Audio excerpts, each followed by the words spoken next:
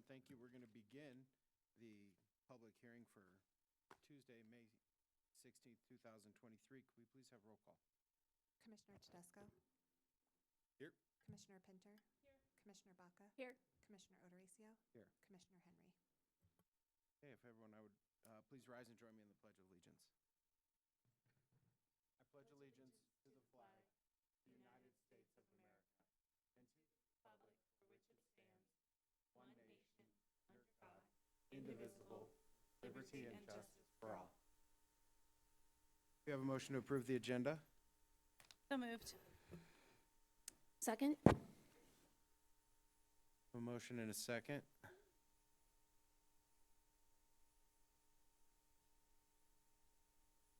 Okay, we'll vote. All right, that passes. All right, moving on to, we don't have any awards and presentations, so we're going to skip down to public comment. At this time, people can come in from the public and speak. You have up to 3 minutes. Erica, do we have anyone signed up to speak? We do have one person signed up for general comment and then 3 others for the Midtown land use case. Okay, could we, what was the first name on that list? Robin Hannon. Ms. Hannon, will you please come down to the front, state your full name for the record, your address, and you have 3 minutes. My name is Robin Hannon. I live at 1380 Mariposa Drive, unincorporated Adams, AKA Denver, 80221. Okay. Thank you for having me here today. I'd like to speak a little bit about property taxes and taxes in general. Nothing really prepared, just some comments. We pay taxes on just about everything in life. Some are mandatory, like car, you have to buy car insurance and you have to buy health insurance. Now, we pay taxes on purchases, income.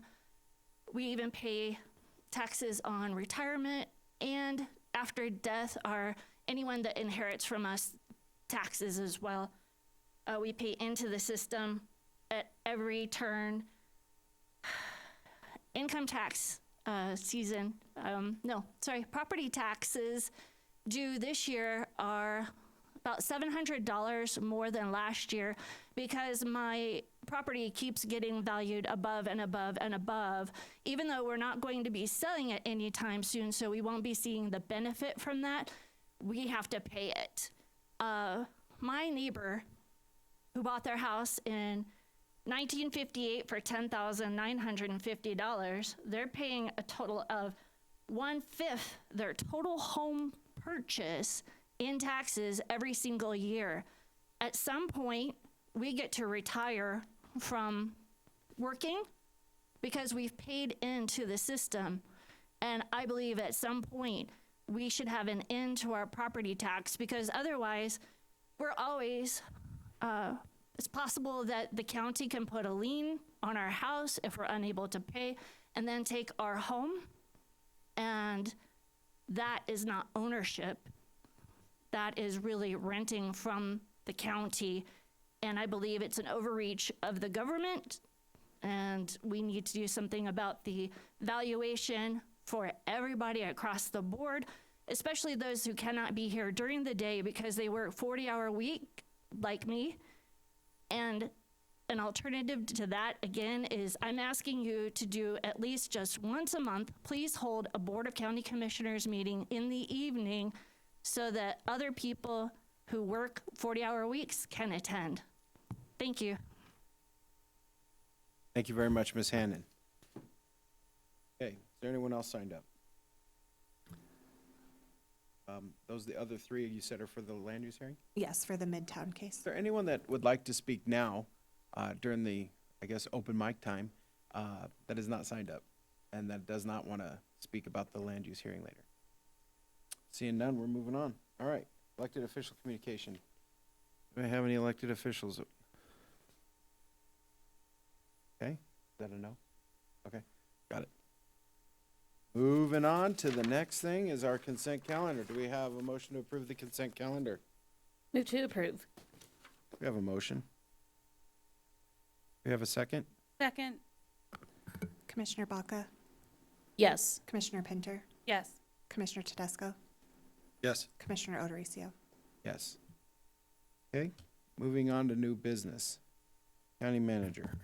Good morning, Commissioners. We have two facilities items. Both will be covered by Tamara Morgan. I will read the first one. It is a resolution approving an agreement between Adams County and FCI Constructors Incorporated in the amount of $9,852 for pre-construction costs for construction manager, general contractor services for the District Attorney Building Phase 2 project, RFP RP 2023.902.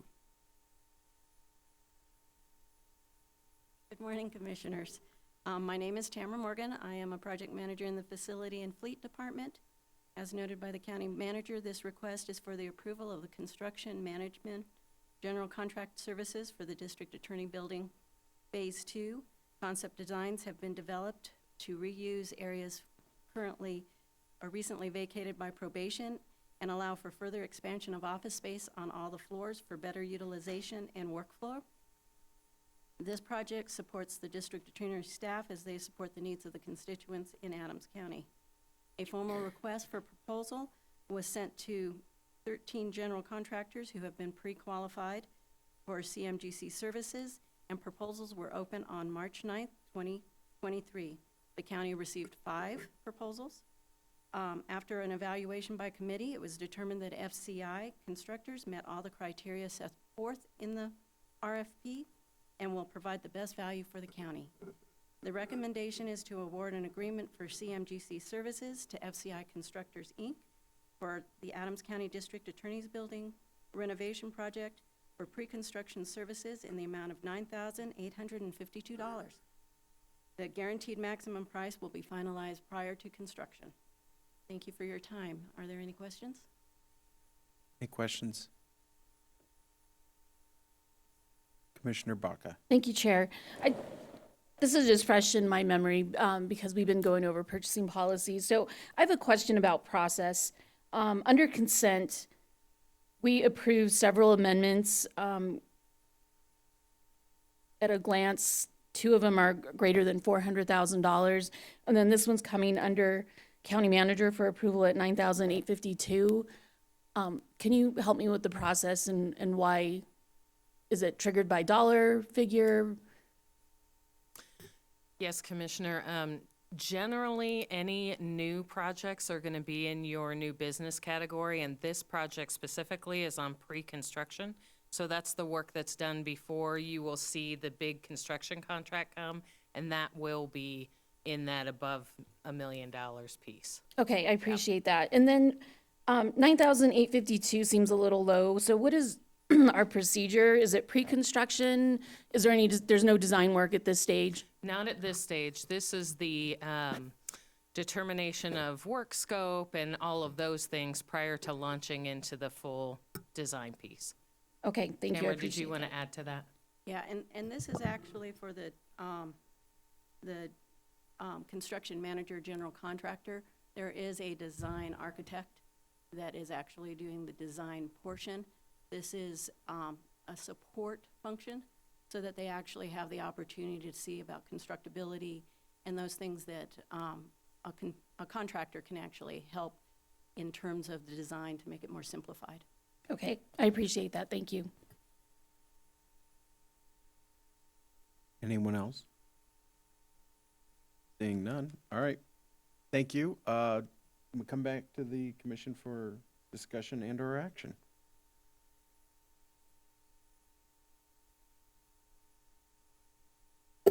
Move to approve as presented? You have a motion Second? and a second. And a vote. All right. Thank you very much. Thank you. All right. Have a good day. The next item is pretty similar. It's for a different project, though. It is a resolution approving an agreement between Adams County and M.W. Golden Constructors in the amount of $6,000 for pre-construction costs for construction manager, general contractor services for the Adams County Sheriff's Substation Remodel Project, RFP RP 2023.901. Good morning again, Commissioners. Thank you for hearing the second request. A master plan for Adams County Sheriff's Subdivision in Karma City was completed in 2021. Phase 1 of the master plan, converting the space vacated by motor vehicles, to be utilized for the sheriff's operation began and design was completed in 2022. This request is to award the contract for construction manager, general contractor, pre-construction services. A formal request for proposal was sent to the 13 contracting firms who had been pre-qualified for CMGC services, and proposals were open on March 9th. The county received 3 responses. After a thorough evaluation per policy 1070, it was determined that MW Golden Constructors met all the criteria set forth in the RFP and will provide the best value to the county. This recommendation is that MW Golden Constructors be awarded the contract for Adams County Sheriff's Subdivision Remodel Project in the amount of $6,000. The guaranteed maximum price will be finalized prior to construction. I'd be happy to respond to any questions. Any questions for staff? No? Okay, thank you very much. Back to the board for discussion and or motion. Chair, I'd like to move to approve. We have a motion to approve. Thank you. Second. We will vote. Thank you very much. All right, County Manager, that's it for you. County Attorney.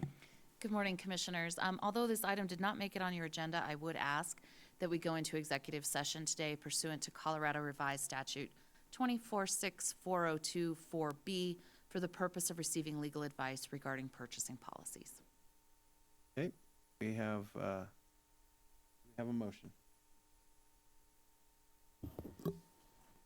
Move to approve the executive session as presented. Second? All right. And vote, and that passes. All right. Anything else for the county attorney? No, thank you. Okay, we're going to take 5 minutes, and then we'll begin our land use hearing.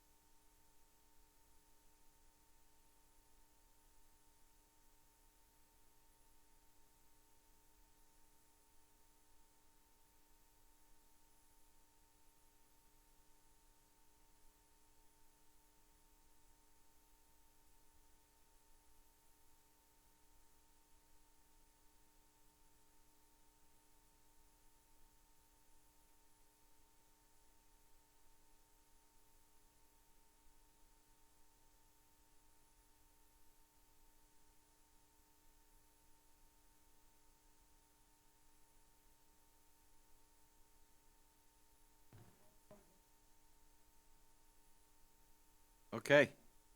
We're going to reconvene the public hearing, the land use hearing portion of the public hearing. Staff, it's all yours. Okay, good morning. Okay, works, okay. My name is David Dubosky. I'm a planner here with the Community and Economic Development, and I'm here to present to you the case before you is Tejada Minor Subdivision Final Plat and waivers, and this is going to happen at 6641 Hooker Street. So the request at hand is a minor subdivision final plat on approximately 0.22 acres, and this would create 2 residential lots, and additionally, there will be 2 requests, 2 waiver requests for subdivision design standards, and those standards are 1, that the minimum setbacks to achieve a compatibility, and 1, the lot depth to width ratio. To get a better idea of where we are looking, this site is located along Hooker Street, west of Federal, and it is in between West 67th and West 66th Avenue. This is a aerial site, the aerial image of the site. As you can see, it is currently vacant. And the current zoning of this site and the surrounding area is residential 2, and the future land use designation is residential medium, and residential medium is consistent with the current R2 zoning and current duplex plan that the applicant would in the future build if this request went through. To remind you, the criteria of approval for a minor subdivision final plat: 1, that the request is consistent with the sketch plan. The request conforms to the subdivision design standards. 3 and 4, there's adequate water and sewer. Any soil conditions are identified. 5 and 6, there's adequate drainage and public infrastructure. The request is consistent with the comprehensive plan and consistent with the purpose of the development standards. 10, the requested development density is compatible with the zoning density. And number 11, that the request is compatible and harmonious. And to remind you again about the criteria of approval for a waiver from subdivision design standards: 1, extraordinary hardships or practical difficulties must exist. The purpose of these standards and regulations are being served by an alternate proposal. And 3, the waiver does not have the effect of nullifying the purpose of the standards. So this is an image of the proposed final plat. As you can see, they will be creating 2 residential lots. Each lot meets the minimum lot size and lot width requirements for R2, and there is adequate utilities being served to both of these. To get a better idea of what this site looks like, on the left, on the top, looking west, you can see the front of the site. And then on the left sides, you can see the neighborhood looking north and south. And then across the street, you can see what other houses in the area look like. And as you can see across the street, there is a already existing duplex with a similar lot split. 319 notifications were sent to property owners and occupants within 750 feet. No comments were received, and no referral agents were concerned.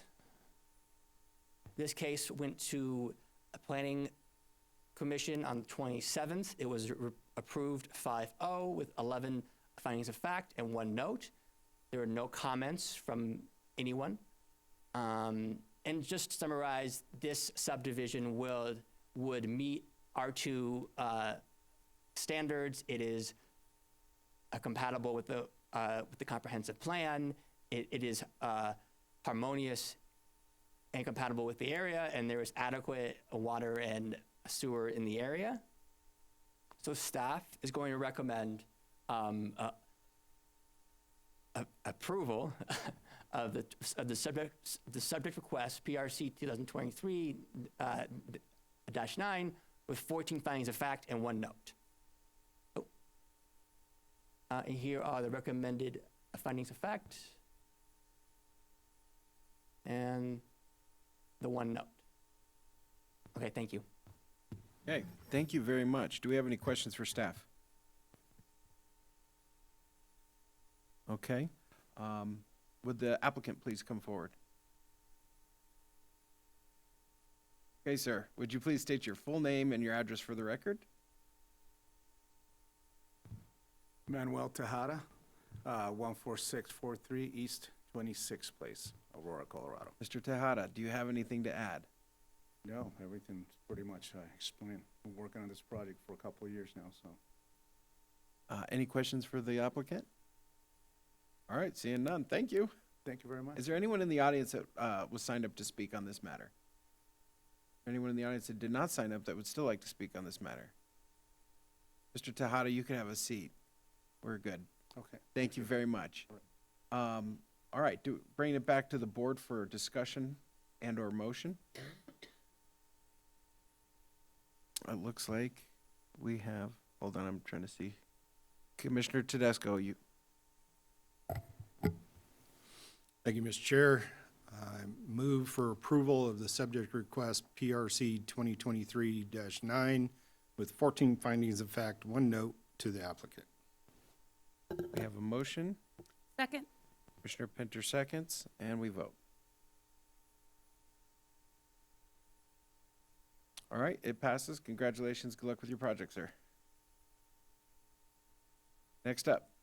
Do you guys need time to set up? Nope. Oh, diving in.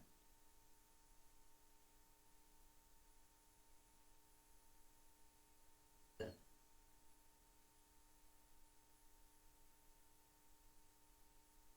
morning, Commissioners. My name is Layla Bajlan. I'm a Senior Long-Range Planner with the Community and Economic Development Department. In the case before you is PRC 2020-8. This is Midtown at Clear Creek filing number 12. And this parcel is located southwest of the intersection of North Zuni Street and West 70th Avenue. So within this case, there are several requests. The first is for a major subdivision preliminary plat and a major subdivision final plat that would create 107 residential lots and 12 non-residential tracts. The second is for a final development plan that would allow for 107 townhomes and then a 20-plus acre park and open space within this development. And then finally, there's a subdivision improvement agreement that spells out public and private infrastructure and the timing that that infrastructure needs to be in place. So to provide just a little bit of background on this site, this is the former location of the Hamilton Sunstrand facility. There was an environmental covenant that restricted the use to recreation or open space. In 2020, CDPHE noted that in order for the parcel to be used for residential uses, the applicant would need to complete the remedial action described in the corrective measures work plan. In 2022, CDPHE provided a modification and partial termination of the August 2007 environmental covenant and for the former Hamilton Sunstrand Denver facility that was signed and recorded. And this allowed for the portions of the property that are intended to be residential to be used residentially, and then the portions that are open space to be used as open space. And the Midtown at Clear Creek development received its first approvals in 2008, and it was approved for a maximum of 1,208 dwelling units. That includes a mix of single-family detached, attached, and then apartment multifamily. There was parks and open space included that included a 43-acre park, and then 6.7 acres of commercial and mixed use within the development as well. So this shows the location of the proposed filing 12. This parcel is currently vacant and is located to the southwest of North Zuni Street and West 70th Avenue. The subject parcel is within the Midtown at Clear Creek planned unit development, and surrounding properties are also zoned as PUD or our R1C, which is our exclusively single-family district, and then you can see the city of Westminster located to the north of the subject property. The PUD that's located to the west is the Pomponio Terrace. It's commonly known as Westminster Station as well.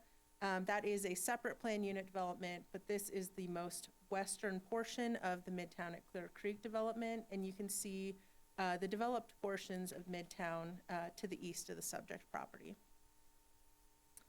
So this application was applied for in 2020, which was prior to the adoption of the Advancing Adams Comprehensive Plan. So the future land use designation within the 2012 Imagine Adams Comprehensive Plan is urban residential. The urban residential future land use designation would support developments in zone districts that allowed for density of 1 dwelling unit per acre or greater.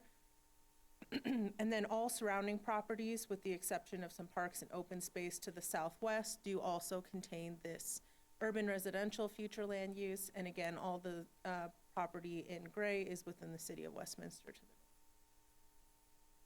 So the criteria of approval when considering a major subdivision preliminary plat include that the request conforms with the subdivision design standards, that the applicant has provided documentation that demonstrates adequate water supply and adequate sewer service for the proposed subdivision, that any soil or topographical conditions have been identified, that there's adequate drainage infrastructure and public infrastructure in place, including curb, gutter, and sidewalk, that the request is consistent with the comprehensive plan and any applicable sub-area plans, that the request is consistent with the development standards, and finally, that the request is harmonious and compatible with the surrounding area.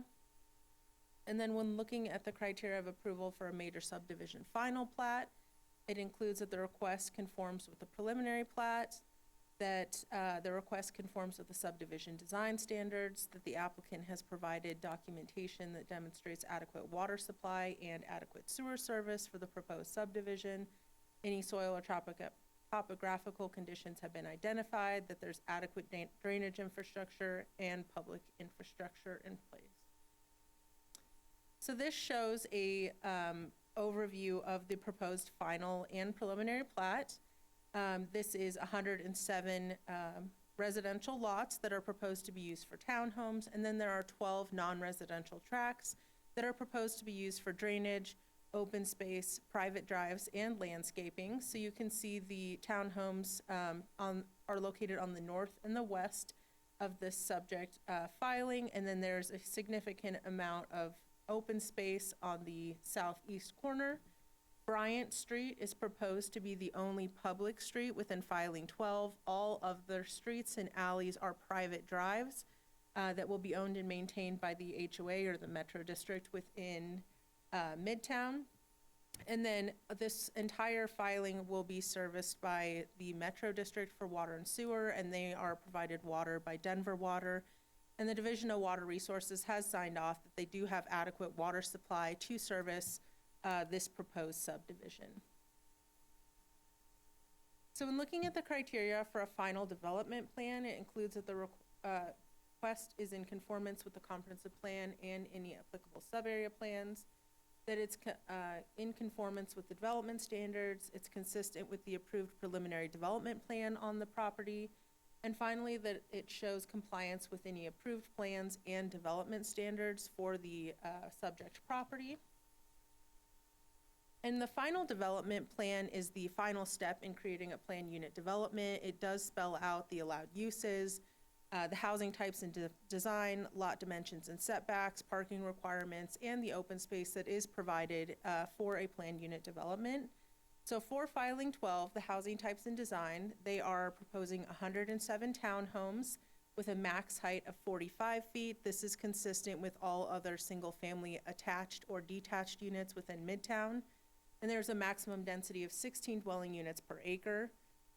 Within this filing, they are proposing 2 different elevations that include a farmhouse and modern elevation, and there is an optional 3rd floor with both of these elevations. And then within the PUD, the buildings must alternate between the farmhouse and modern elevations. And then the minimum lot size for a lot within filing 12 is 1,000 square feet. The minimum lot width is proposed at 15 feet. And then there's a maximum lot coverage at 70% of the lot.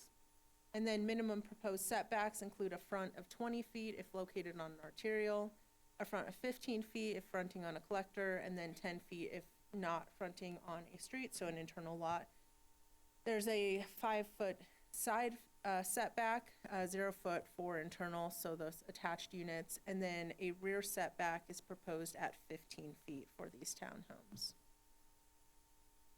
So when looking at open space within a planned unit development, we do require that 30% of the total acreage is required open space, and of that 30%, 25% must be active open space. So this filing 12 is a total of 32 acres, which would require 9.6 acres in open space and 2.4 acres of active open space. Filing 12 is providing 25.7 acres of open space and then 4.81 acres of active open space. This diagram does show the active open space that is being provided within filing 12. One of the highlights is they are providing a play field that is adjacent to the existing school site within Midtown. They have several linear feet of trails that do connect the Pomponio site to the west, and also do go completely around the site as well. Additionally, they're connecting with some of the open space that was approved and constructed in filing 6 to the south. So the parking requirements for the PUD are proposed at 2.5 spaces per unit, which would require 268 spaces for filing 12. Filing 12 is providing 2.92 spaces per unit, which all the spaces combined are 313 spaces. This includes a mix of on-street, off-street, and garage parking. So every townhome is proposed to have a 2-car garage, and they are providing 32 spaces of off-street parking along Bryant Way. And then additionally, they are providing on-street parking. There's a total of 67 spaces on Bryant Street. They're proposing on-street parking on both sides of the street. Typically within Adams County, on-street parking has not counted towards your required parking.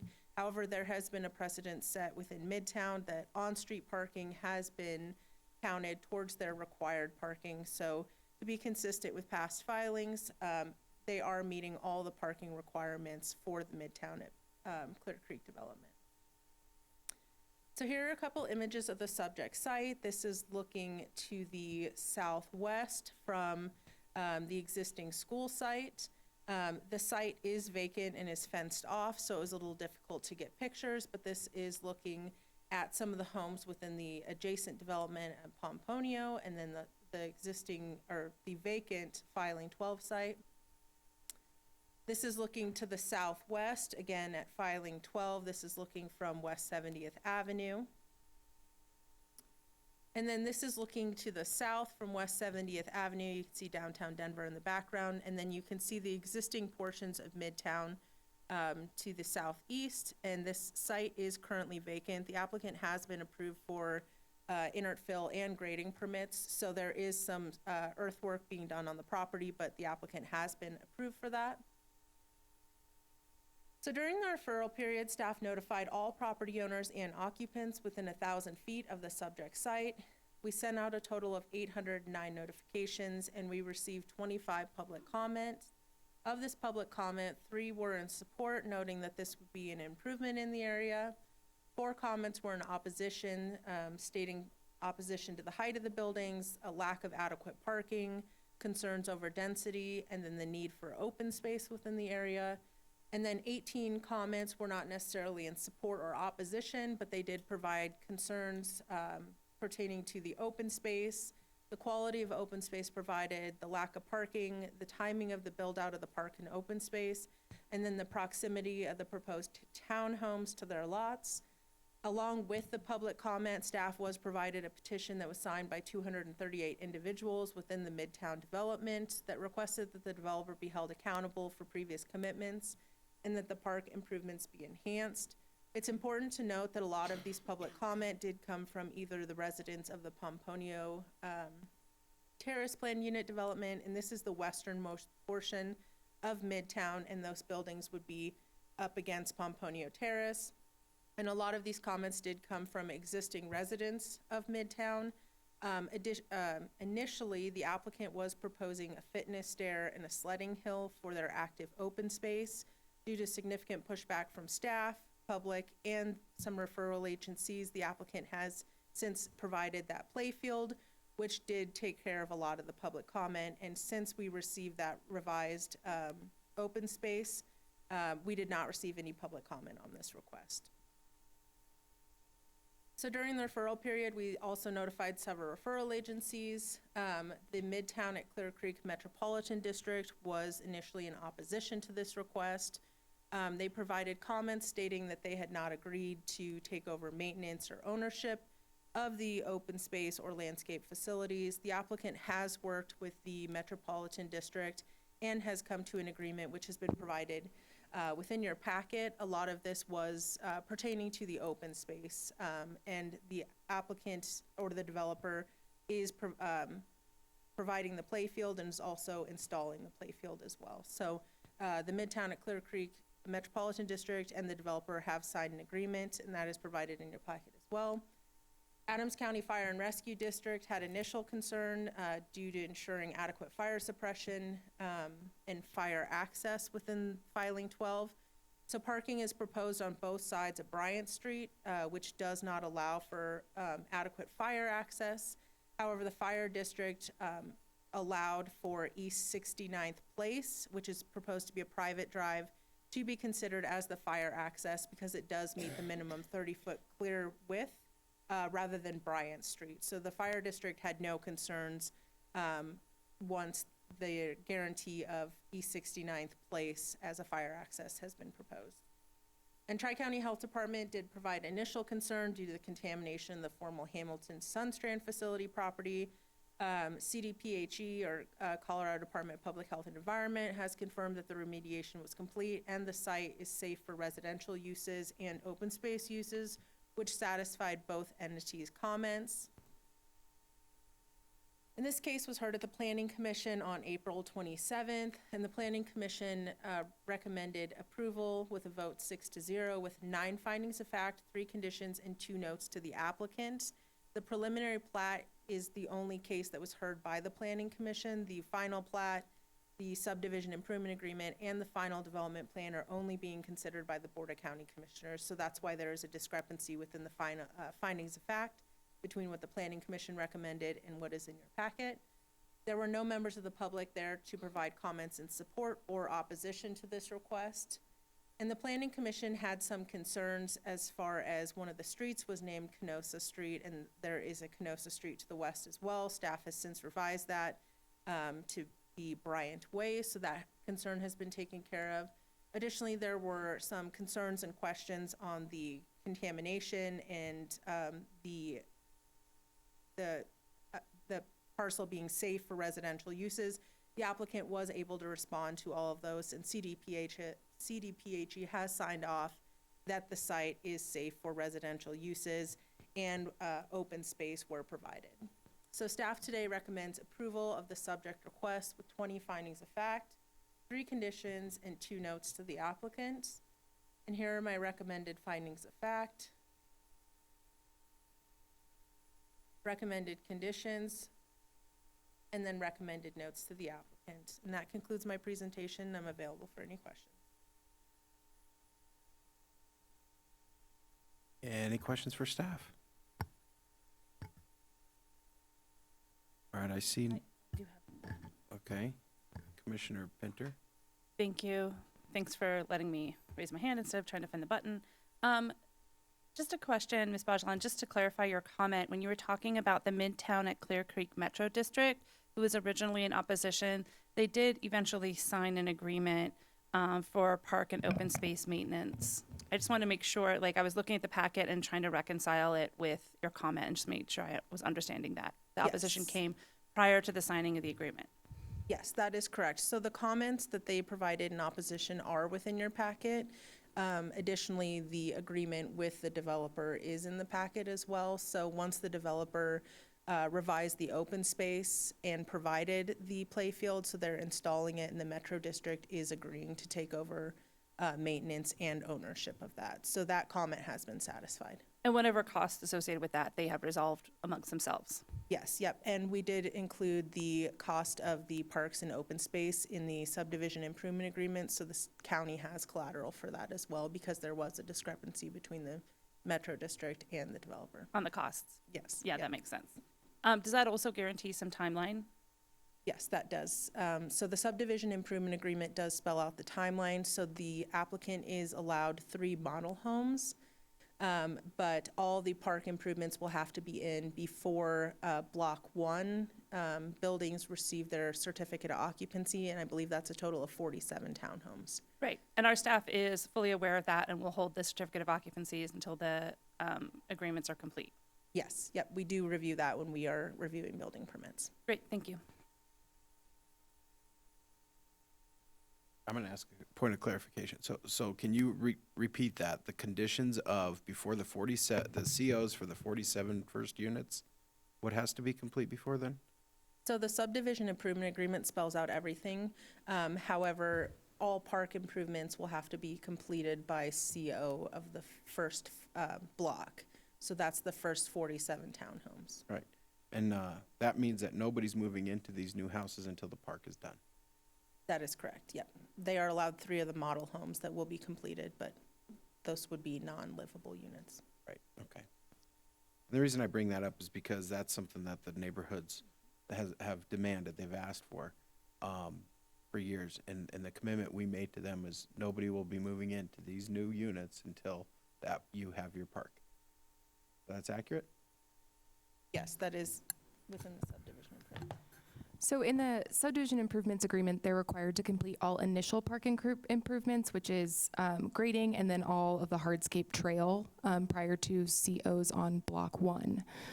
We are holding back COs on Block 2 and 3 until they complete all improvements on the park, which includes ball fields, I think an amphitheater and some other things.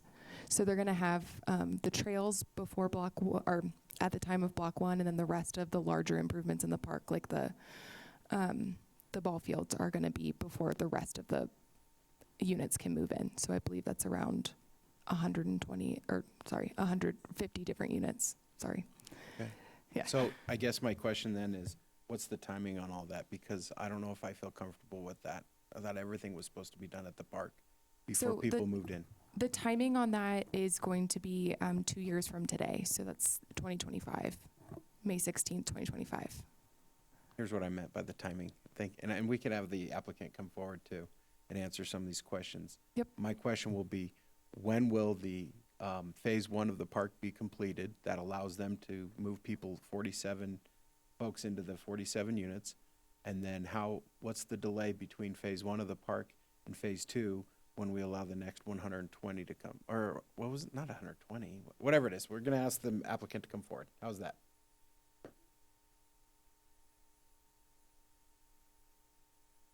How are you? Please come up, state your full name and your address for the record. Good morning. Thank you for the opportunity to speak. My name's Anastasia Urban with Brookfield Properties, 6465 Greenwood Plaza Boulevard in Centennial. With respect to the timing of the park, as Layla had noted, currently we do have a grading permit and we are trying to do as much mass grading as we can, understanding that's at our risk, subject to your approval of the plat. However, it is such a substantial site that there is a significant amount of earthwork to do, but then also the infrastructure. So the timing of our park, as the county attorney mentioned, is to install the initial improvements tied to Block 1. That is really weather related. If we can get more landscaping in at the end of this season, we absolutely will. But if we get to a point where, again, hardscape's in, the park is final graded, we've got trails in, but it is December, it is not in the interest of the residents or the Metro District for us to install trees and landscaping in the middle of the winter. And so that was the intent of the phased approach, of specifically to allow for the phasing of the park improvements to be set up in the SIA. Any questions for the applicant? Are there other statements or updates you have? I'm available for questions, and I have other members of my team as well, and so happy to answer any additional questions. I'll make a statement. The neighborhood doesn't trust you guys anymore. I'm sorry. And I've gone through 3 elections now, and it's been brought up every single time. And in fact, I think I was on the planning commission when this initial overall subdivision was approved 15 years ago. And the park was always a promise. And so were some other commercial properties. And it just feels like to the folks in the neighborhood that we're whittling away at those promises. And that the folks that sit up in these seats constantly look the other way and stick our head in the sand. I have concerns about the phasing of the park when we stood for just a couple years ago and promised everyone no one's moving in until the park is done.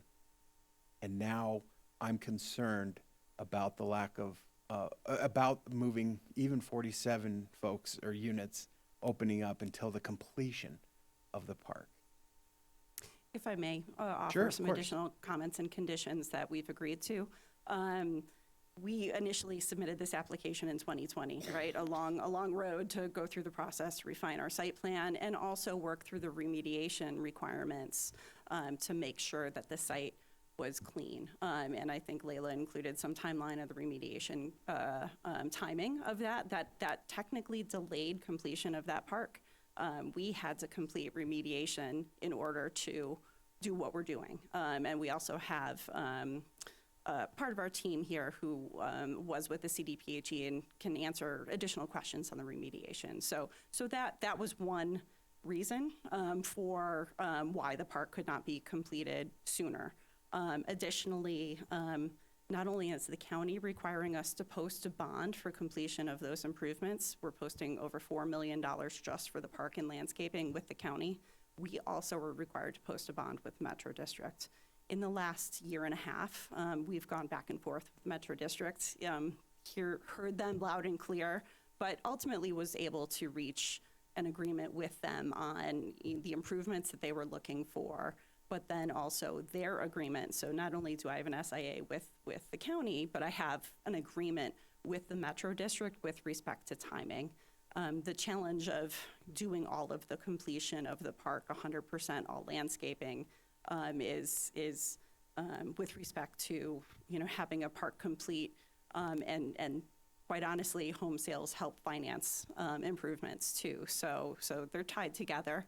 But also that timing, having over 50% of our building permits held until 100% complete, it really has to do with timing of installation of landscape materials and making sure that they survive. Depending on where we are at the end of this year, again, we will install as much landscaping as we can when we know it'll survive, but come spring, when it is safe, and hopefully no monsoons like we had this spring, that we will be back out there and doing landscaping. The intent is not to wait. We also have stormwater permits that it's in our interest to get that site stabilized as soon as possible, because the longer that we have open exposed soil, the longer the stormwater permit hangs out there and the harder it is to establish. So it is in our best interest to try to get as much landscaping in as soon as possible, but we have those bonds and other conditions to guarantee, and we're in a place now with the CDPHE approvals to be able to actually move dirt and provide a park. And when was the CDPHE approval The granted? CDPHE approval was in 2022, I believe April of 2022.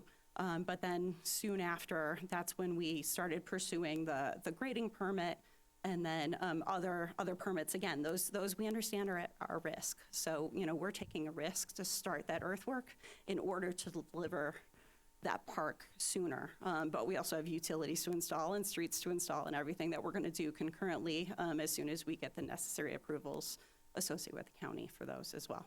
Okay, thank you. And I understand you didn't create this problem, and we're all trying to here. fix it. We're all here trying to fix it. I Yep. still have concerns with allowing people to move in until the promise that the park would be done. So that's my personal concern. And so, are there any questions for the applicant? No one else? Okay, thank you very much. Thank you. Okay, we have some folks, 3 folks signed up to speak on this matter, correct? It was actually the applicant group that had signed up That's fine. today. Are there other folks from the applicant group that would like to come up?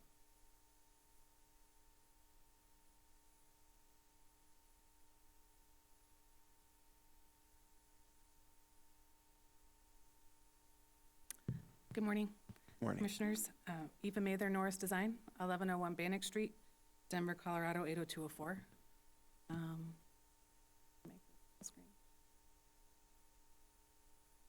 We do have a presentation for you,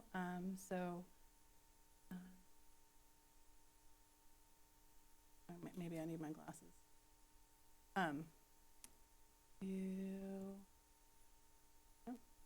Nope.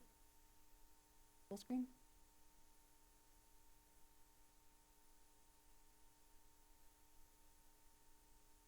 Thanks. All right. So I was thinking about this project on my way here this morning, and we've been working on this project for a very long time, so thanks for your questions and comments so far. We are really pleased to be here to bring you this development and this new park. And want to thank staff, Layla and Greg. This project obviously has a long history, and they spent a lot of time working through a lot of the nitty-gritty history with us. So we appreciate all of that time. We think you know our team. Norris Design and Redland have been working on this project from the beginning. I'm also here today with Becca Bailey and Evan Rumney from Redland, who can answer any questions. I think you just met Anastasia Urban, who's our current fearless leader at Brookfield, and David Foster with Foster Graham, who's been guiding us as well. Also with us today is David Walker, formerly with CDPAG. David was the project manager for, I think he said 18 years, for the cleanup of Midtown and the park, and as well as the approvals to allow residential in Filing 12. Dave has since retired from CDPAG, but has generously offered his time to be here this morning. Should you have any questions on that cleanup? So we're all here and available to answer questions if you have any other questions following the presentation. I think we all know where Midtown is, but I really do love this image showing Trailside Academy and the extension of all the existing neighborhoods on the Little Dry Creek Trail and half-mile from Westminster Station. Also, great access to the Pecos Junction RTD site. Layla did a great job working through the PDP comments, but the last time we were here in 2018 was to talk about this PDP Amendment number 3. That's where we added this residential on the west side, and we balanced out the parks between the west side and east side of Pecos Street, allowing residential over here and providing a committed park on the east side as well. In addition, at that time, we lowered the maximum density for Midtown from 1608, which was the approved density or approved number of units, to 1208, so a 25% reduction in density, among some other minor revisions. Since this PDP was approved, some things that have happened. Filing 11 is now complete, as well as the Trailside Academy is full with students. So exciting to see Midtown actively brimming with people and kids. Also discussed at that time was the timing of the parks. I think we've kind of been through that a little bit at this point. Filing the 22 acres of park and filing 12 will be added to these existing 11.5 acres that were approved as a part of filing 6 for a total of a 32.5 acre park and under construction simultaneously as the homes. This is just another full view of Midtown showing the residential, the school, filing 11, and this future development, which will be coming soon for residential and the park as probably the terminus of Midtown. Just a couple things I want to point out about the design while I'm here. Filing 6 was designed with this dog park as an extension of this promenade, leading you all the way through Midtown, east to west. So it provided this terminus here with a dog park that I understand is very actively used. So it provides a visual and a usable terminus at the end of that space. The park itself here at the end of 68th Avenue will have a picnic shelter, a covered shelter here at the end of 68th for, again, a visual and usable terminus for this extension of Midtown. We'll zoom in a little closer and talk about that in just a minute, but wanted to zero in on some adherence to the PDP and some things that we talked about actively when we were here last.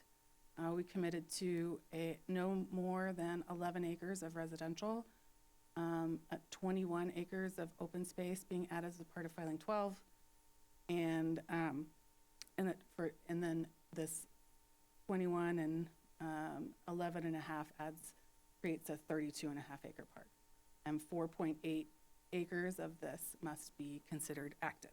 So those were some of the big discussion points at the time. So blowing up and looking closer at the 32 and a half acre park, we're going to discuss some of the history. In 2018, after the PDP was approved, we engaged in a survey with the residents of Midtown about what they wanted to see here in this park. And those amenities included a running path, concrete trails, shelter and picnic areas, as well as an open playfield. Also desired by the Metro District was native grasses and low water use plant material to help keep the Metro District costs down. So this first submittal was in March of 2020. It was my first virtual submittal. So it was, I don't know, it was just something I remember. So, and it was right before the world, really closed down. So it was noteworthy. We received our comments also in 2020, and a lot of those comments that were discussed about the building height and the comments from the Pomponio Terrace folks, we have since addressed with the time we took to make that resubmittal. Brookfield took some time to redesign their product. Formerly, there were 3-story products along this edge, and now we have two-story products with a 3rd-story option proposed along this edge. So that's we've met with the neighbors multiple times, and they seem generally really satisfied with the architectural and product changes. So when we made our resubmittal in 2022, we understand that the board received a lot of feedback. We saw the petition and took that feedback very seriously. Brookfield took the time to work through the neighbor concerns, and this plan does reflect those changes. Most of those comments, as you know, were about the field. And we've added that. Brookfield has committed to building it and paying for it, building it, and then turning it over to the Metro District for their long-term ownership and maintenance. Other amenities at the park include a natural garden and shelter with a picnic area, so a larger gathering space here kind of in the center. There is a fitness stair, and the trail system includes over 9,800 linear feet of trails being added, both concrete and soft surface trails for a variety of uses. There's a connection to the Little Dry Creek Trail here in this location, also over here, so you can get out there. That was also a condition of approval for our PDP, was to add a buffer and trail connection from 70th Avenue down to that Little Dry Creek Trail. So we have made sure that that is also included. So just I guess in short, want to make sure we discuss that the residential and the park space does adhere to the requirements of the PDP as far as acreage, the lot size, setback requirements, building coverage, lot widths, and density, as well as setbacks meet those requirements. A couple things I wanted to note: the overall lot coverage per the PDP is 80%, and the lot size we updated in with the third amendment is 900 square feet, but we don't come anywhere close to that. All of our lots are upwards of 2,000 square feet or larger. The open space has been designed to meet the district needs with low water use, low maintenance, hard and soft surface trails, that covered seating, and the playfield.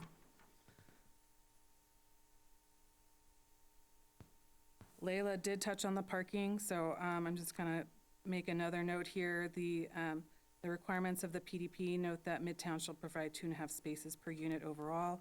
So we do have 2.9 spaces per unit here. I'm filing 12, but overall as a community, Midtown has provided 3.84 spaces per unit. Yes, we have kept track with every single filing. So just wanted to note that as well. So exceeding the requirements of the PDP. We think we meet the criteria of approval in really pretty much every way, and we've been here along the way I stood up here at the board with the PDP amendments for the second and the third amendment, so I think that the intentions and the commitments being made here meet those commitments. Brookfield has been working on these architectural elevations, so just wanted to show you real quick what these colors might look like. Brookfield continues to bring new and exciting products to the market here in Midtown with fun and unique color palettes. So the farmhouse style, here's a 2-story, and then the 3-story option here, and then also the modern style, the more modern architectural style, showing single story. There are some single stories on the ends to meet ADA requirements for accessibility. And with that concludes my presentation, so available to answer any questions. Thank you very much. Do we have any questions? Not seeing none. Thank you very much. Thank you. Is there anyone else that would like to speak? Who else was the other person that was signed up, the third person? David Walker. All right, Mr. Walker, please come on down, state your full name for the record and your address.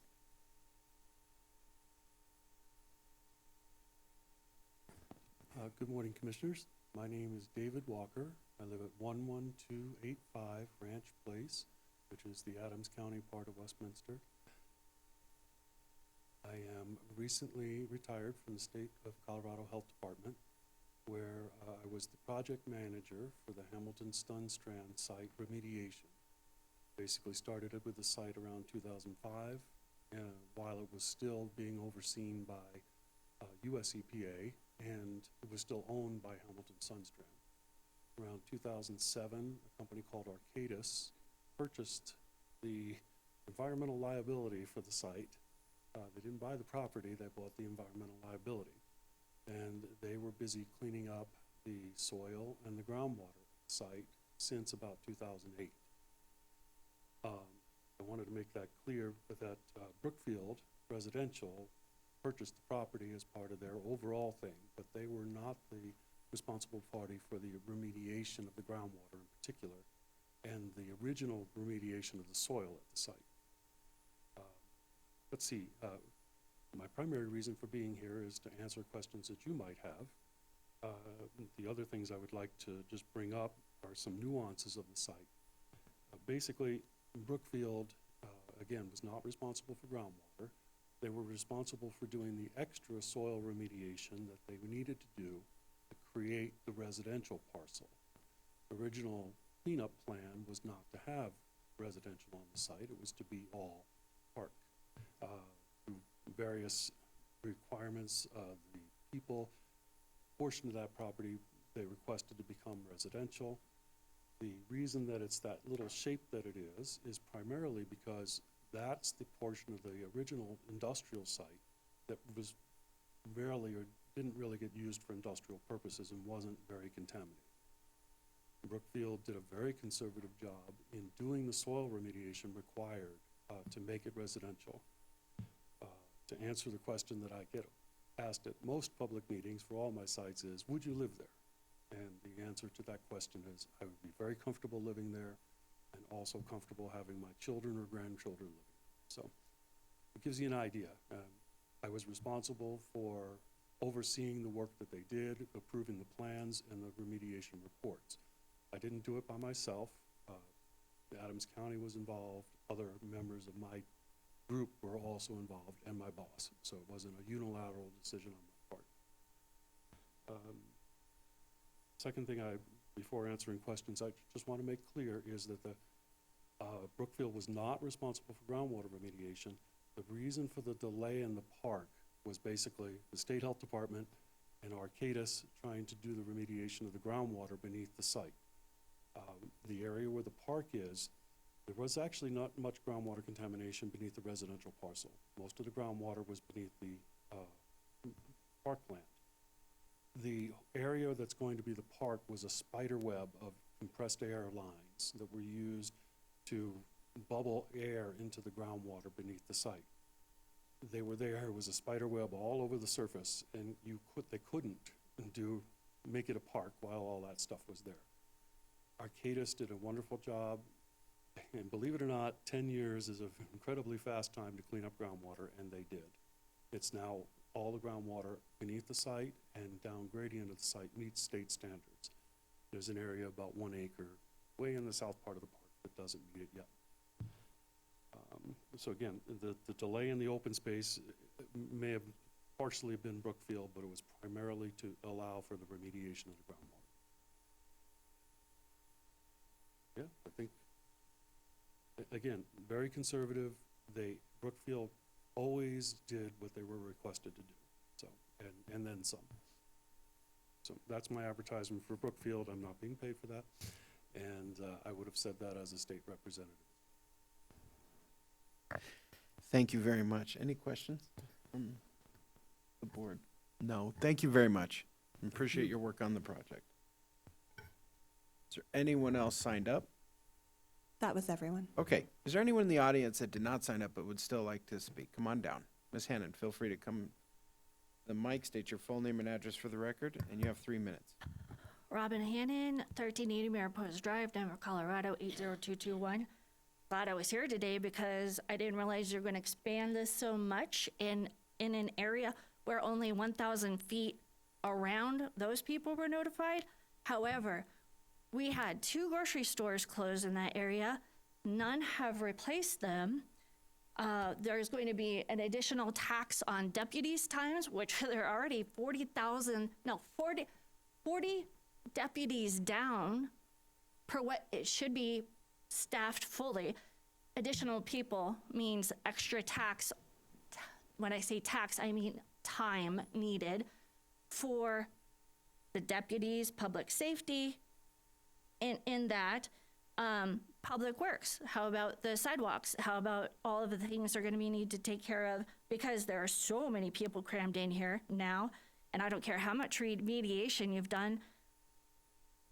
The people currently in Midtown have told me they were not notified that that was a Superfund site. Are they gonna be growing any kind of vegetables out of that ground because it's their property? Have they been notified? Not to my knowledge. The dog park is not well maintained. It's not. I've been there. It's horrible. And as a registered veterinary technician, I can tell you that there are communicable diseases and zoonotic diseases, which means it can transfer from humans to, from people to dogs and vice versa. It's kind of gross over there, to be honest. Needs cleaned up. 3-story building? You're talking about a possibility of 3 stories? That is not in line with what the area has already.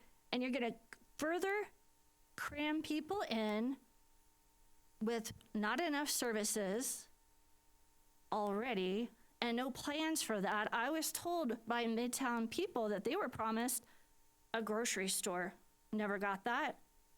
Other promises from that builder that were not, as Steve mentioned earlier, held to. They did not fulfill those promises. And honestly, it shouldn't be 1,000 feet. How about the whole community? Because if we're all going to be impacted by this, it should be a much wider canvassed area than 1,000 feet. I know my say isn't going to mean anything necessarily because it's so late in the game. I just want to go on the record as I don't think you should approve this at all. Thank you. Thank you. Is there anyone else in the audience that'd like to speak about this matter? And on coming back to the board for discussion,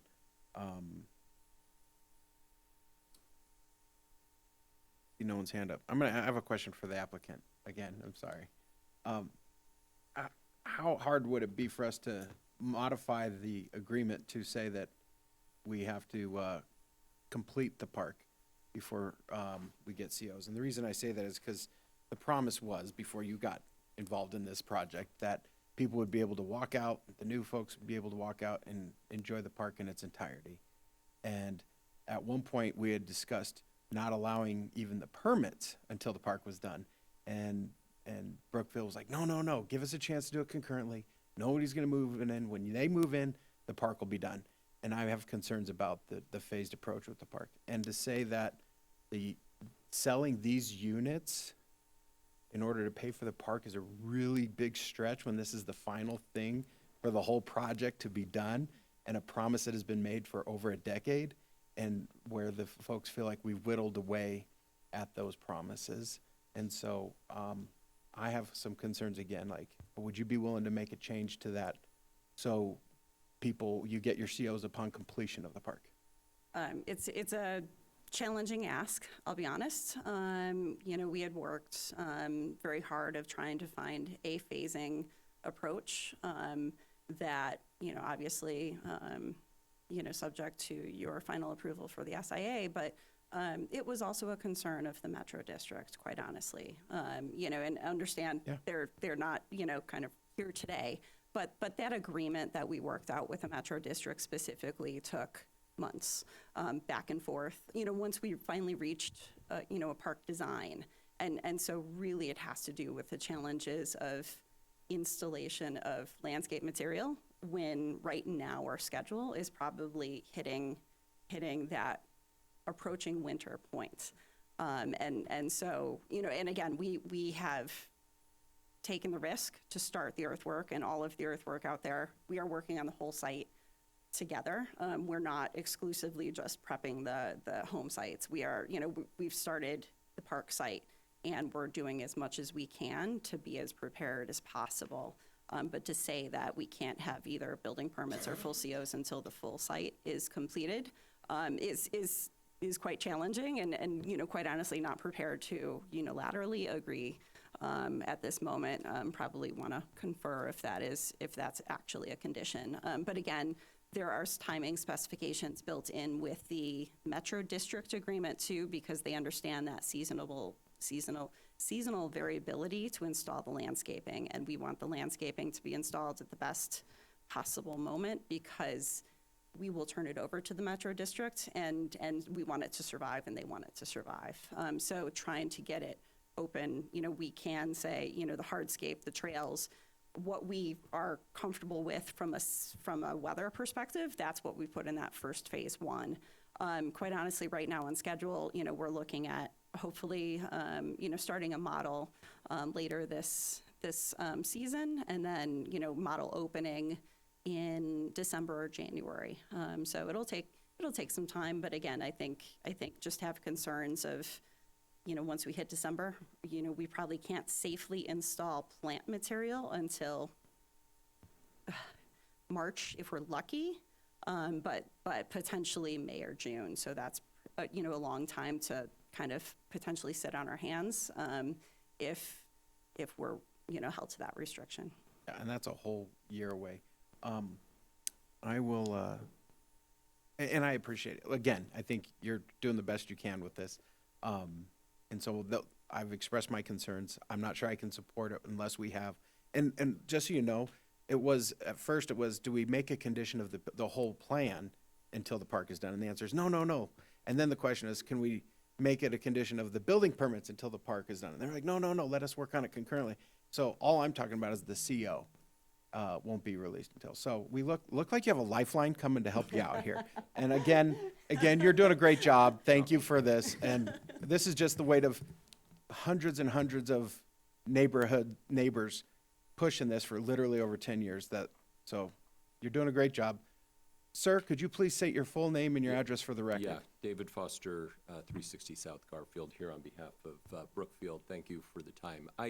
Look, there is a long history, and there have been a lot of promises made, and maybe not all of the promises kept. And I think what's important for today, and hearing you loud and clear, is an appreciation for the fact that when this project, at least this last iteration, there was a lot of opposition to the timing and actually the way in which the development was going to take place in the completion of the park. 238 signatures on a petition is not something you see very frequently, and that's something you respond to very quickly. And the Brookfield team did that and has spent a good amount of time reaching agreement with the Metro District because of the plan that is now in front of you and the timing that is now in front of you. And with all of the security that is a part of the SIA, and all told, it's nearing $6.5 or $7 million of security. 4.5, I think, or 5 million is just the park. But more than all of that is the question of, is this the project that you want to continue to see developed over an extended year or 2 years? Because that's actually the question that you're asking. Is the inability to concurrently build these lots with the construction of this first phase of the park means that you're just delaying the construction that's taking place in this community. And if you're asking for the park to be completed fully before a CO is pulled, that delays when they start building their homes. So the construction of the entirety of the neighborhood is extended beyond what at this point can be even identified. And interestingly enough, we're in a marketplace right now where, frankly, there is some uncertainty of the ability to construct.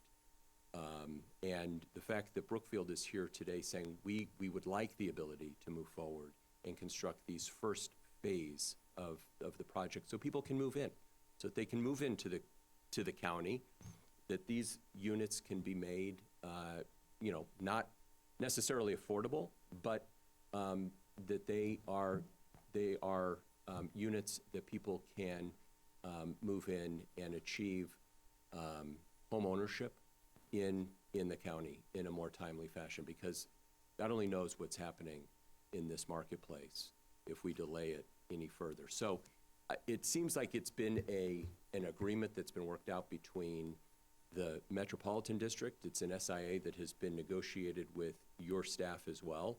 And of course you have final approval, and that's what you're seeking, and that's what you're speaking of today.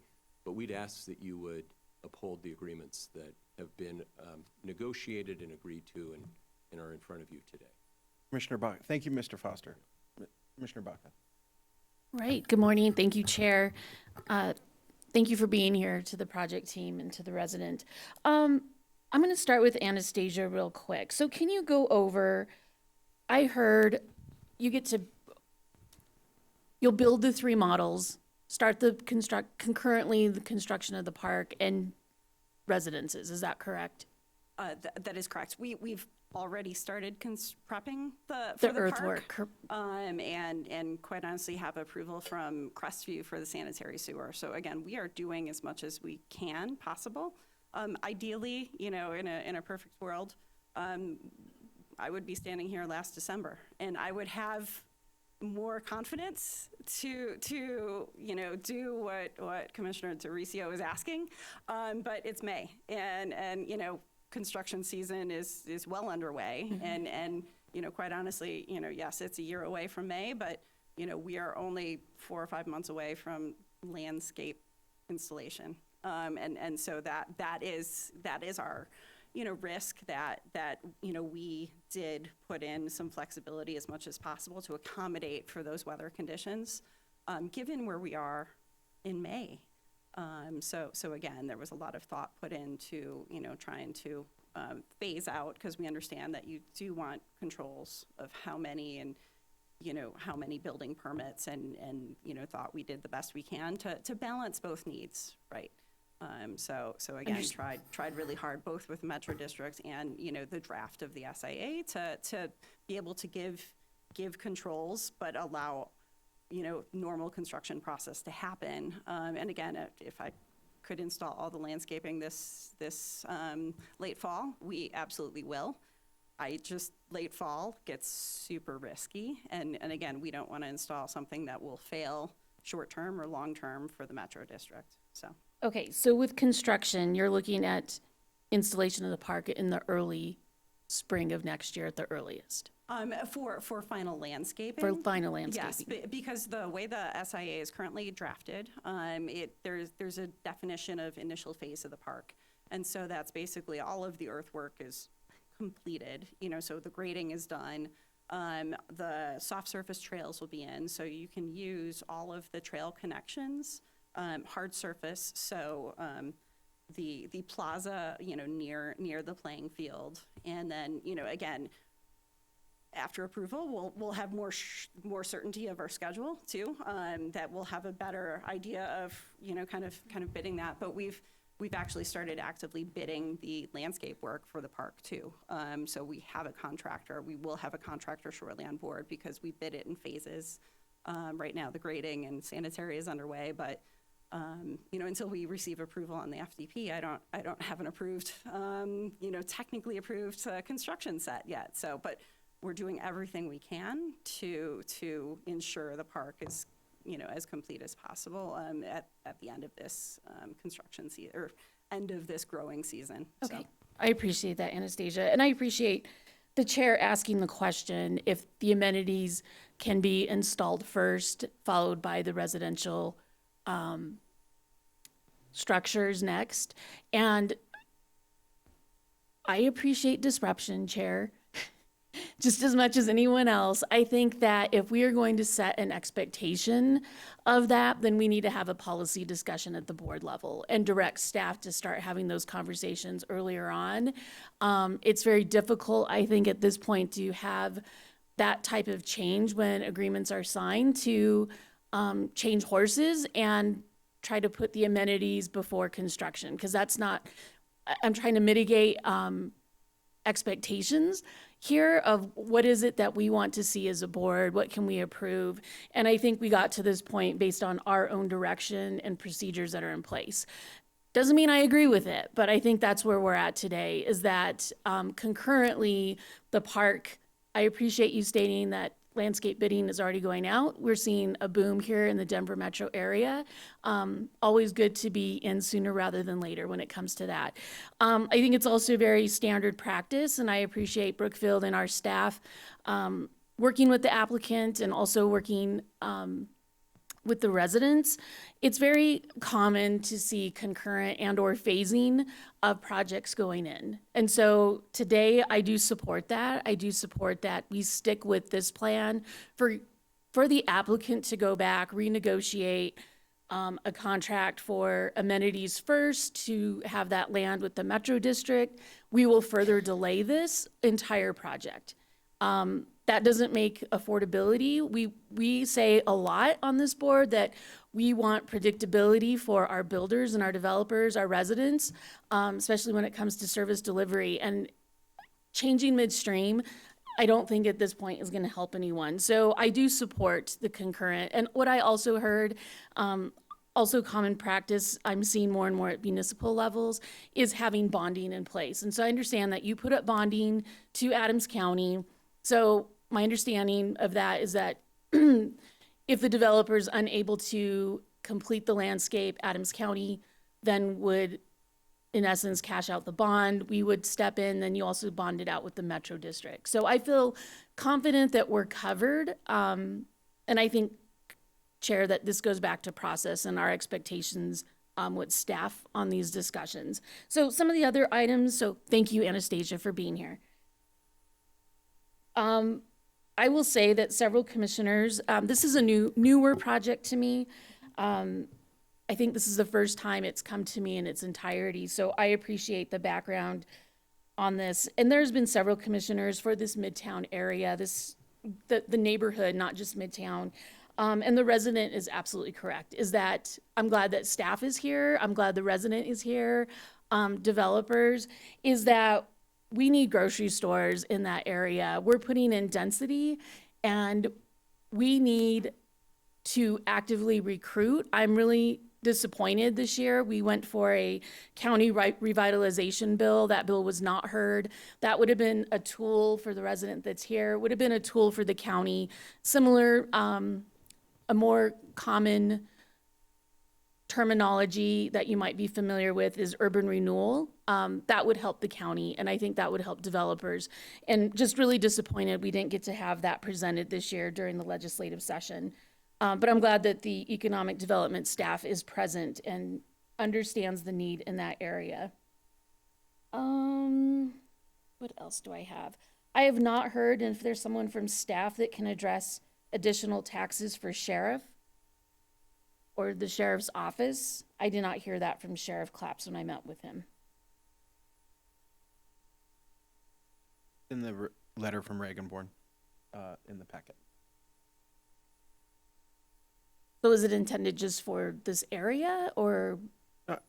If I might. Yeah, go ahead. I believe that it's kind of become a matter of course where, as we're adding, at least with Sheriff Reaganborn, as we were adding more and more homes, he kept saying, hey, remember there's an impact as we bring in more humans. And without, each time we're adding a new large subdivision, his letters were very consistent saying this will create more demand and more burden on the sheriff's office. And I think that's what I read from the packet, and it was very consistent with what he was saying for the prior 2 years. So was it speculation then that, so it's not a tax that we are implementing today? We are not Okay. implementing any tax. All right, or I appreciate impact that. fee. We have no safety impact fee. And I know that Sheriff Claps is addressing additional officers. He's not come to us for any additional ask for budget. So Okay, I think that's part This applicant. is not a back and I forth with the understand. audience, but, okay, So go ahead. I think that's Commissioner all I have right now. Thank you, Chair. Okay. I have a question. Rather than us going down, I would like to get some legal advice on something regarding this matter. So I would move to an executive session.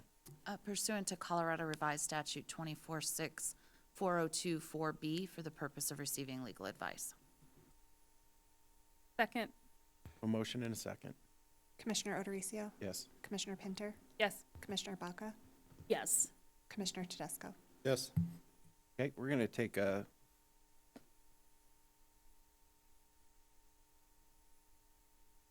Okay, would you like to speak, Commissioner Tedesco? And then we can do the hearing, or the executive session after that. Commissioner Tedesco. This has been going on for a long time, this whole process. I appreciate the fact that people come in and say, I haven't been part of it. No one asked me. No one told me. This has been over 10 years. It's been, I think, around 12 years that we've had this conversation about Midtown. And no matter what meeting I come to, there is always someone, either on the developer side, on the public side, on the elected side, that says, well, we weren't part of that conversation.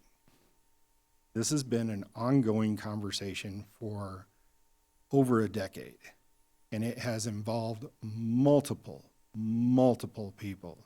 It has involved neighborhood meetings. It has involved all the electeds. It has involved all the developers. It has involved everybody. Whether or not everybody has attended or participated is another question. And those reasons behind them participating is also in question. And for whatever reason, people may or may not attend. But I will tell you that our staff, through the changeovers and through the over a decade, have consistently created a message of, we are going to help the developer meet the criteria and the needs of the county and the community. And they have done that under the rules and guidelines that are put forward with them under the rights of a developer and a property owner. And I believe that they have done a tremendous job of negotiating and compromising in all aspects regarding this. We may not like all the aspects of it, and we may not be getting exactly what we want out of this. But I do believe they negotiated in good faith. And I do believe that the developer and the property owners and whoever else has tried to do exactly that and negotiate in good faith. Changing at the 11th and a half hour is bargaining or negotiating in bad faith. These are not new questions. These are questions that have been out there and been talked about, and compromises have been made, and that's why we're here today with this proposal. And I believe that we can get through this. And I believe that we can also get through meeting the needs of our community, such as grocery stores. But that is not a developer, that is not in their criteria of what they do to develop. If a property owner and a developer want to create a grocery store, then that is an investment on a totally separate level. And I just need to make sure that we understand we're talking about apples and oranges here when we talk about that type of development. We have tried everything to get grocery stores to interested in this area. The commissioners up here have tried to get legislation that would help us encourage and entice those grocery stores and those types of activities for our communities. And they've done an amazing job of even getting it addressed and written into bill form at the legislature. But because of the things that happened through no fault of their own and no control of their own, it wasn't read this year. But at least these commissioners sitting at this dais acted and did exactly what they thought was best for our community. I believe that I do not want to see this property sit for another 2 years with no action at all. And I don't want to see it turn into a property like off of Federal, with a property that was developed and then abandoned because of ass. I want this property to be developed. I want it to meet the needs of the community. And if this is the negotiated needs of the community being met, then I support this. Do I think we have more work to do? Absolutely. If I could ask the developer to be a good neighbor and, come in and clean up the dog park, I think that would be tremendous. I don't know if that's an ask I can ask, but I think that's a good neighbor thing where even your neighbors, when they have something going wrong, you go and talk to them and say, hey, can you do this? Can you, before you do something drastic? I think we can work together. This is a very special neighborhood, and it's being put in where, when I grew up, was an industry, and when I lived in the area, was a abandonment that turned into a nightmare that a developer has, and the state, thank you, sir, has come in and addressed those issues and tried to clean up. I appreciate it. And I do agree that I think what was negotiated is a commendable idea.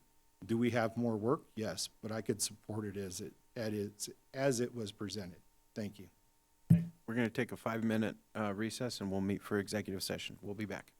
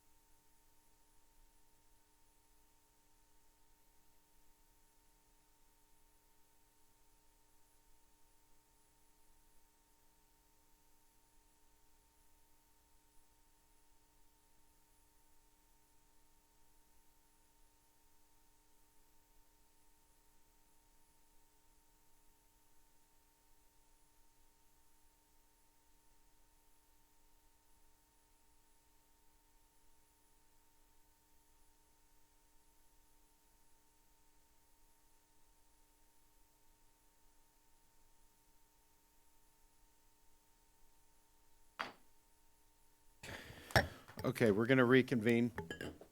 For the Midtown filing 12, reconvene the land use portion of the public here. I have a question for staff, if you could clarify. In the agreement, you alluded to a few things that are different than what have been done in the past to ensure compliance and enforceability. Can you please go through summarize some of those key provisions? Yes. So in Midtown, one of the things that we have in our standards as a may but don't usually utilize is collateral and requiring bonding for park improvements. So in this case, we required bonding for the park improvements of $4.5 million. In addition to that bonding, we included a phase certificate of occupancy with the park improvements. So initial park improvements, which include hardscape and softscape trail, as well as grading, have to be completed before certificates of occupancy on Block 1 are issued, which is 47 homes. And then in the agreement, we all park improvements, which includes all the landscaping, the ball fields, that those have to be are completed before the other two blocks, which are blocks 2 and 3, are given certificates of occupancy, which is 60 additional homes. So they only get 47, and then when they finish their entire park, they get the additional 60 homes. Okay. I'm going to make a statement, and then we'll see if there's a motion. I will say that I've been following this one very closely, like I said, for well over 10, 15 years, and the have concerns and listened to the community over and over again about the promises that were made and not delivered, or delayed, I should say. Promises delayed rather than not delivered. And I do believe, and I agree with some of my colleagues, that our staff has worked really hard to address some of these issues as best they can. I'm glad to finally see that we have some commitments backed by dollars and bonds that weren't there before. I do think it is frustrating to see more housing development come in consistently and have the public amenities pushed to the back. And I commend staff for pushing that up a little bit. 47 units might be able to open, but that's only after people will be able to use the trail system. And over the winter, they're not going to probably use the softscape so much anyway, but I still have general concerns about how this has been done in the past. Moving forward, though, there was a particular piece that I heard from Commissioner Buck I think is pretty dispositive for me, is to be perfectly frank, I care more about getting the park done before the houses. So delay the houses as long as you want. I want that park done as soon as possible for the people that have been waiting. But the longer we delay those houses also, the increased costs are going to go up for the people that are going to be eventually moving into our community. And if we can try to get those, we know there's a lot of pressure right now for us to increase supply. I'm going to support this, but I got to say that we owe it to the neighborhood to specifically stand with the developer, with the Metro District, with our staff and each other in front of a room of really upset people and explain what's going on and give them timelines, give them some specifics on what's going to be done and when. And after better understanding what our staff did to go above and beyond the normal agreement, I feel comfortable to support this. But I wanted to make that statement clear that the neighborhood is tired of the constant delays. And we owe them the courtesy to stand up in front of them, shoulder to shoulder, and own the decisions that we've made. Thank you. Yeah, I have a quick comment, and then I'm happy to make the motion if I don't see anyone else on the speaker list. I really appreciate how long this negotiation has been, and I appreciate the bonding in particular, so that that just symbolizes that if for whatever reason you're not able to make your construction timelines, and you have we have any concerns, the bonds are there in place, both to help the county as well as the Metro District complete the promises. So thank you. That means a great deal, because you're putting your money where your mouth is to complete this for the final phase. So thank you so much. Those technical details are appreciated. As a former Westminster City Council, I'll avoid putting my dollar in the jar on what happened to the various grocery stores and why they're not there. I would hope that our economic development team takes that seriously, that there is an ongoing grocery desert along this corridor and continues to be a concern for all the residents. But all of that said, it feels like all the concerns have been met, agreements have been signed, and it passed Planning Commission. And with that being said, I'm happy to move for approval. Any other hands up? So I move to approve the subject request, PRC 2020-8, with 20 findings of fact, 3 conditions, and 2 notes to the applicant. Chair, I'd like to second that. We have a motion and a second. Okay, that passes. Please accelerate that timeline as fast as possible for our people, and look forward to maybe a town hall with them. Yeah. The Thank you for neighborhood. also not letting the plants die. So And not that's letting good the too. Thank you. We are adjourned.